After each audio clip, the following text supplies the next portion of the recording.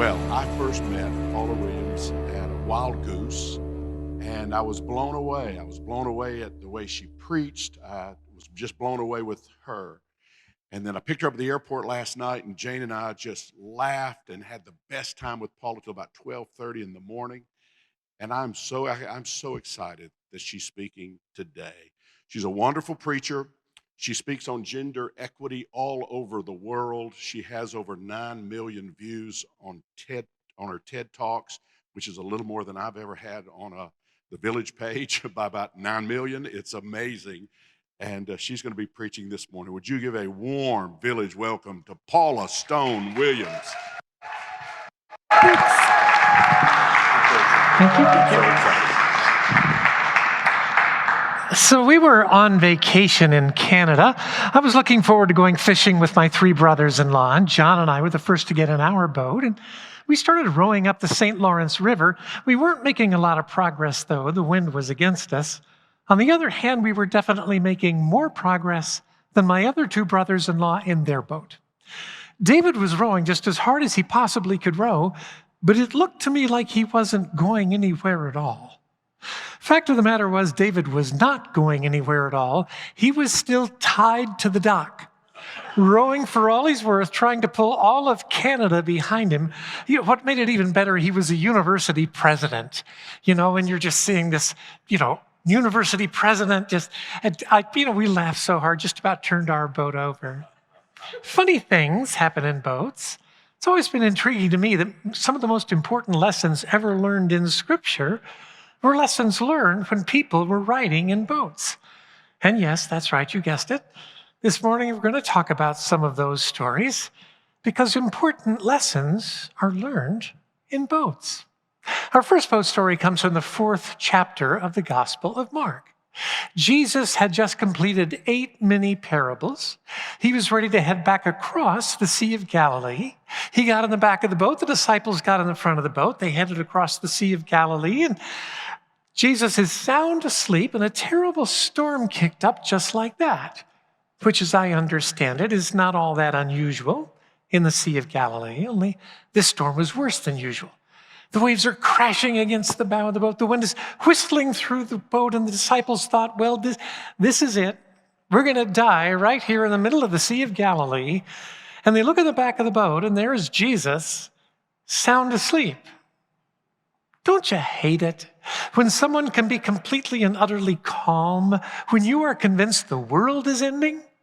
So, a number of years ago, I was kayaking off the coast of Long Island, New York, where I lived at the time. And I was with one of my good friends, and it was late November, but one of those really, really warm fall days off of Long Island. And so we were in our kayaks headed across the Great South Bay to one of our favorite lagoons on the other side. But we got about 50 yards away from that lagoon, and we both got hit by a trailing wave, which turned both of our kayaks over just like that. Now, we had really, really stable kayaks, which means once they go over, you are not spinning them back up. You have no option but to do a wet exit. Now, to do a wet exit, you've got to pull up on the spray skirt, push yourself out of the kayak like you're taking off a pair of pants, and doing all of this while you're upside down under the water. And did I mention, it was the middle of November. And we hadn't worn our wetsuits because, it was a warm day, but that water was so cold. I finally get back to the surface. I am sure we're going to die right in the middle of the Great South Bay. I am flapping my arms. I'm desperate, trying to swim back to shore. And my friend said, Paula, stand up. Yeah, sure enough. Water was about 4 feet deep. Just kind of pulled the boat back to the shore. That's what's going on here. The disciples are feeling terrified. Jesus is sound asleep in the back of the boat. They wake him up, not because they think he can do anything, but because they're desperate for any kind of help at this point. And Jesus says, "Oh, you of little faith." And then he speaks to the storm, just 3 words. He says to the storm, "Quiet, be still." Now, I can say that to all 3 of my granddaughters, all 5 of my granddaughters. Nothing ever happens. Jesus says it one time to the storm, and the storm just stopped, just like that. Now, if initially the disciples are terrified of the storm, now they just discovered a second reason to be terrified. Now they're terrified of this man, Jesus. Who is this man that with a few simple words, he can calm a raging storm? I know how they felt about Jesus. They were drawn to him and yet frightened of him all at the same time. Did you ever watch little kids at Christmas time? They can't wait to go see Santa Claus until it's actually time to go see Santa Claus. Then they see this large figure with a long white beard, and hey, he knows when you're sleeping. He knows when you've been awake. He knows if you've been bad or good. No wonder they cry their eyes out when they have to sit in the old man's lap, right? They're drawn to him, frightened of him, all at the same time. C.S. Lewis understood these kinds of things. In his Chronicles of Narnia series of books, Aslan the lion is the hero of the books, and the children are taken by Aslan because he's their savior. At the same time, they're kind of frightened of him because, hey, he's a lion. And if he wanted to, he could tear them limb from limb. And Lewis was fond of saying throughout all 7 books that Aslan was not a safe lion, you know. He was good, but not safe. And so now the disciples were discovering that Jesus was not a safe Lord, and they really were in the midst of a dilemma. I mean, first of all, they're terrified of dying in the middle of the storm. It's a basic fear of all of us. We're afraid of losing ourselves before we ever even really find ourselves. And that made them terrified of life and terrified of this Jesus they didn't understand. And here they are, absolutely frozen in fear. And I think really for all of us, this is where life begins. Up until this time, you could call it once before a time. From this point on, we could call it once upon a time. The point at which we come to realize life is difficult. Life is hard. Life is problematic. Life, ultimately, is terrifying. What do you do in the face of the terror? Well, we don't know yet. We have to go to another boat story to find the answer to that question because it's true. Important lessons are learned in boats. Our second boat story comes from the 14th chapter of the Gospel of Matthew. Jesus had just fed 5,000 people from a few loaves and fishes. He went up into the mountains alone, told the 12 to go back down and cross the Sea of Galilee. And the 12, as they're going back to the seaside, think, we don't get it. The time was so right for him to proclaim himself the new king of Israel. But they obey him. They get back to the seaside. They look at the boat. They look at the water. They look at the boat. Deja vu sets in. But they follow his instruction, head out of the water, and sure enough, again, a terrible storm kicks up. Only this time, there's no Jesus sound asleep in the back of the boat. They look out on the water, and a ghost is walking toward them. The ghost speaks. He says, "Take courage, it is I." Interesting word, courage. I always thought to be courageous meant to step forward without any fear whatsoever. Finally, it occurred to me that's not courage. That is stupidity. Now, courage is stepping forward even though you are absolutely filled with fear. And Peter, rather courageously, thought he'd heard that ghost before. And he said, "Lord, if that's you, tell me to walk to you on the water." So Jesus said, okay, walk to me on the water. And so Peter got out of the boat and he walked on the water. You ever done that? I've never done that. I don't know anybody who's ever done that. Well, no, actually, I take that back. When I was a kid, I grew up in northern Ohio, and we had this church camp called Round Lake Christian Assembly. They called it that because it was a big round lake. And so one night we're doing a Bible reenactment of this story. And they had a floating dock in the swimming area. And so they filled the ballast of that floating dock with just enough water that the dock sunk down to water level. And so Jesus is walking on the water. It really looked like Jesus was walking in the water. It was so cool. But unfortunately, Jesus couldn't tell where the edge of the dock was. And he fell into the water. And it turned out Jesus didn't swim all that well, so the disciples had to save him. The whole thing just was ruined. I've never gotten out of the boat and walked in the water, but Peter did. He got out of the boat. He walked on the water. I know he took his eyes off Jesus, fell into the water, cried, Lord, save me. Yeah, I don't care about that. The important point is that he had the courage to get out of the boat and walk on the water in the first place. If the first stage of life is to find out life's terrifying, then Peter just showed us what the second stage of life is. It's learning to take a courageous step forward in the face of your fear. I knew from the time I was 3 or 4 years of age, I was transgender. In my naivete and my white male entitlement, I thought I got to choose. I thought a gender fairy would arrive and say, okay, what's it going to be? And of course, I would choose what I knew myself to be, a girl, but alas, no gender fairy arrived, so I just lived my life. I didn't hate being a boy, I just knew I wasn't one. Went to college, got married, had kids, built a career, but the call toward authenticity has all the subtlety of a smoke alarm. And eventually decisions have to be made. And so I came out as transgender and promptly lost every single one of my jobs. I'd never had a bad review. I lost every single job. I lost my pension, worth about $1 million. I'd given $500,000 to the organization I worked with. They didn't want to give that money back. It had been a loan to them. They did not want to give it back to me. I had to threaten a lawsuit to get that back. You know, in all 50 states of the United States, you cannot be fired for being transgender, but in all 50, you can be fired if you're transgender and you work for a religious corporation. Good to know. It's not easy being a transgender woman. People often ask me, do you feel 100% like a woman? And I say, well, first of all, if you've talked to one transgender person, you've talked to exactly one transgender person. I mean, I can't speak for anybody else. I feel 100% like a transgender woman.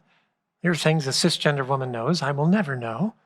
That said, I'm learning a lot about what it means to be a woman, and I'm learning a lot about my former gender. And I'm here to tell you the differences are massive. Like, I'll start with the little things. The pockets on women's jeans. Someone explained to me they are utterly useless. You can't put anything in there, a paper clip maybe? It's like, seriously? This is it? I bought a pair of jeggings not long ago. They have stitching right here that makes you think there's a pocket, but no, there's no pocket. It's all a trick. You know, I spoke to the Levi's Corporation headquarters in San Francisco last year. I thought, this is great. I'm going to finally find out about the pockets. And so I'm saying, could somebody explain that to me? And they said, oh, yeah, it's just always been that way. I said, well, you know, just because it's always been that way doesn't mean it always needs to be that way. Or the size of a woman's wardrobe. As a guy, I had a few pair of jeans, a few pair of khaki pants, a couple of blue sport coats. I mean, really, what do you need? As a woman, I have closets and closets full of clothes. Why? Because people will notice if you wear something too often. Well, men won't notice because they're men. But women will notice, and they will judge you for it. Really, they will. Here's a phrase you will never hear spoken to a man. You will never hear anybody say to a man, hey, buddy, that is not a good haircut for a guy over 50. Because we don't care if a man looks like he's over 50 or 60 or 70 for that matter. But a woman, people say, who's your hairdresser? As if to say, do you really even have a hairdresser? And if you do, does she know you're over 50? You know, there's no way a well-educated white male can understand how much the culture is tilted in his favor. There's no way he can understand it because it's all he's ever known and all he ever will know. And conversely, there's no way for a woman to understand that because being a woman is all she's ever known. I mean, she might have an inkling that she's working twice as hard for 80% as much, but she really has no idea how much more difficult life is for her than it is for the guy in the Brooks Brothers jacket in the office across the hall. I know. I was that guy.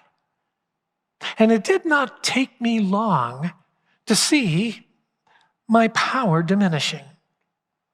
So the very first time I ever flew as Paula, I was flying from Denver to Charlotte, And I got on the plane, and there was stuff in my seat. And so I picked that stuff up and put it down in my stuff down in my seat. And a guy said, "That's my stuff." And I said, "Okay, but it's in my seat. So I'll be happy to hold it for you until you find your seat." And the guy said, "Lady, that is my seat." I said, "Yeah, actually, it's not. It's my seat, 1D. But like I said, I'll be happy to hold your stuff for you till you find your seat." He said, "Lady, I don't know what I need to tell you. That is my seat." I said, "Actually, it is not. It's my seat, 1D. At which point the guy behind me said, "Lady, would you take your effing argument elsewhere so I can get in the plane?" Only he didn't say effing. He said the real word. I was utterly stunned. Stunned. I had never been treated like that as a man. I can tell you exactly what would have happened. I would have said, "Excuse me, I believe that's my seat." And immediately, the guy would have looked at his boarding pass because he would have assumed, "Oh yeah, that's a man. He knows where he's sitting. It must be me who's wrong. I know that because it happened all the time." Since I'm a woman, apparently, how could I know what seat I'm in? And certainly I don't belong in first class. Flight attendant took her boarding passes and said to the guy, "Sir, you're in 1C, she's in 1D. I put his stuff down in 1C. I sat down in 1D, not a word from him. And of course, you know who's next to me in 1F. It's Mr. "Would you take your effing argument elsewhere?" So my friend Karen, who works for American and DIA, came on the plane to give the paperwork to the captain, and she waved as she left. I got to Charlotte. She called me. She said, "Paula, what happened? You were as white as a sheet." I told her, and she said, "Oh, yeah, welcome to the world of women." Now, the truth is, I will not live long enough to lose my white male privilege. I brought it with me when I transitioned, but I do see how much things have changed. So not long after transitioning, I was brought onto the board of a large nonprofit. The nonprofit has a large annual conference every year. We had a brand new CEO, and we were talking in a board meeting about whether or not to have her give a keynote for the conference. And I said, "Well, she's not really a seasoned speaker. It might be better if we just interview her, but if you want her to give a keynote, I'm happy to coach her." At which point, a powerful white male in the room said, "Well, if we're going to do that, why don't we hire a real coach?" Excuse me? I waited for somebody to speak up because I knew a bunch of people knew my background. Nobody speaks up. What I wanted to say was, I've done 3 TED Talks that have had over 9 million views. I'm a coach for TED. I'm a coach for the largest TEDx in North America. I've taught speech in 3 universities, 2 in the United States, 1 in Europe. Tell me, what part of that does not make me a real coach? But instead, of course, I didn't say anything because if I spoke up, I'd learn by then. Now I'm just that woman. There's one thing I wish I could go back and say to Paul, just one thing. It would be, assume a woman knows what she's talking about and treat her accordingly. I mean, that all by itself would go a long way. Well, that and stop interrupting us. I mean, really, just stop interrupting us. Did you know that men interrupt women twice as often as they interrupt men? It's not easy being a transgender woman, and particularly right now in today's world. This year, 556 laws were introduced in 41 state legislatures to take away the civil rights of transgender people. 78 of them have been signed into law. Who's driving these laws? You say, well, it's Republican legislatures. And it is Republican legislatures, but it's actually not Republicans per se. Because 61% of Republicans believe transgender people should have the same civil rights as everyone else. Who's driving these laws? Unfortunately, it's conservative fundamentalist Christians. 87% of whom believe gender is immutably determined at birth. 67% of whom believe that we already give too many civil rights to transgender people, and yet only 31% of whom actually know someone who is out as a transgender person. We need allies who will speak on our behalf, but we need more than allies. When you're an ally, you're still in charge of what you're saying. We need apprentices who will listen to what we ask them to do, who will speak up on our defense and our behalf. We need people willing to be heroes, to courageously get out of the boat and walk in the water. Joseph Campbell talks about the hero's journey. The hero's journey is common to every language, every culture, every age, every ethnicity, every people group. It always has the same elements in it. An ordinary citizen is called onto an extraordinary journey onto the road of trials. And initially, they reject that call because, hey, it's the road of trials. Nobody willingly goes onto the road of trials. But now, you know you've been called. And that you've rejected the call, and you're miserable because you've rejected the call. And a spiritual guide comes into your life, a Yoda, if you will, who gives you the courage to answer the call onto the road of trials. And so you answer the call onto the hero's journey, and you find yourself, sure enough, on the road of trials. And it's a road of trials. And then things get worse. You find yourself in a deep, dark cave. What Dante was talking about at the beginning of the Divine Comedy was when he said, "In the middle of the road of my life, I awoke in a dark wood where the true way was wholly lost." Shakespeare's Macbeth, life is but a tale told by an idiot, full of sound and fury, signifying nothing.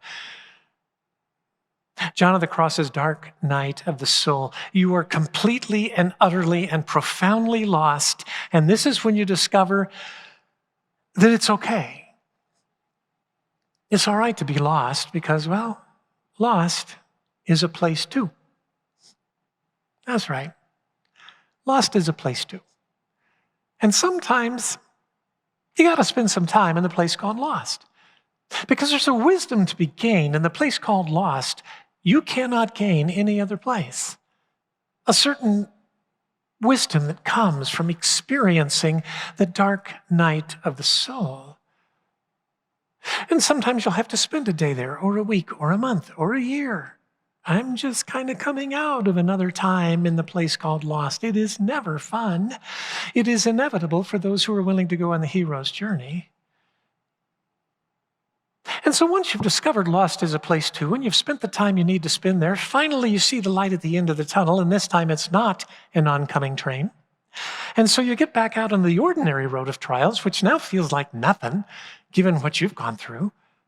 And you finally get to the Holy Grail, to the pearl of great price. Only you realize when you get there, that's not really ever been where you were going in the first place.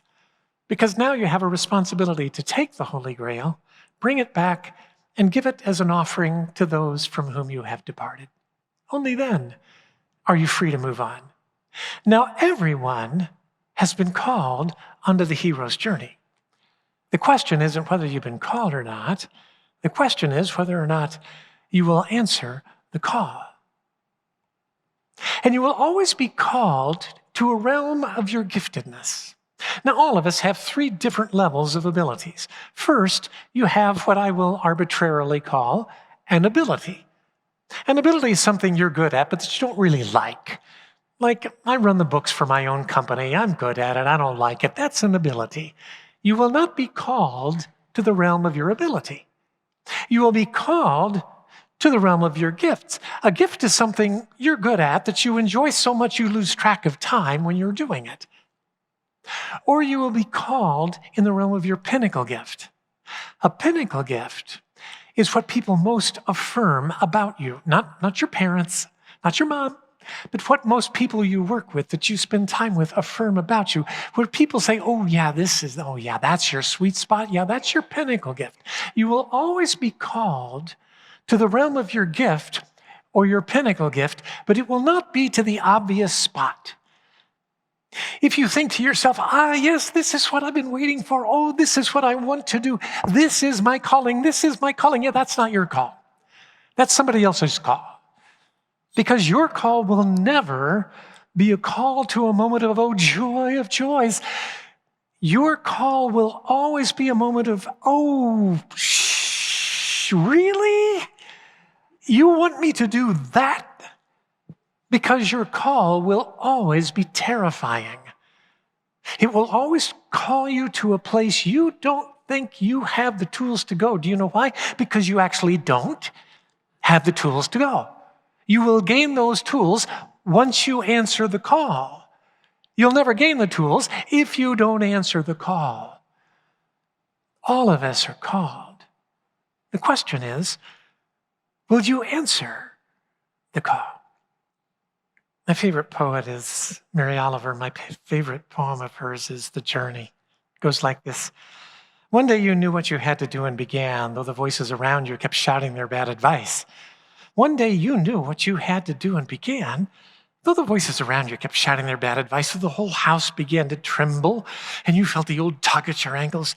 Mend my life, each voice cried, mend my life. But you didn't stop. You knew what you had to do, though the wind pried with its stiff fingers at the very foundations, though their melancholy was terrible. But it was already late enough, and a wild night, and the road full of fallen branches and stones. But little by little, as you left their voices behind, the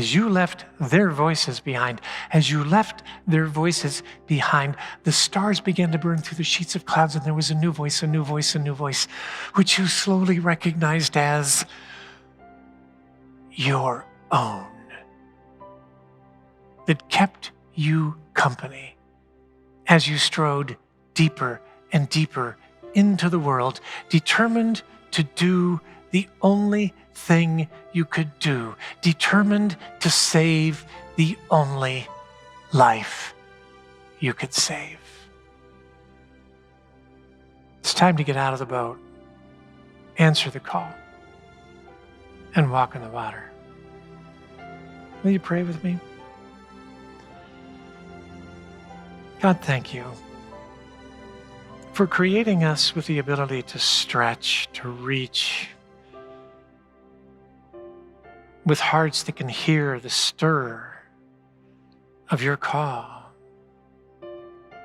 Give us the courage to answer the call, to get out of the boat, to walk on the water, to make a difference in the world. For this, we pray in the name of Christ. Amen.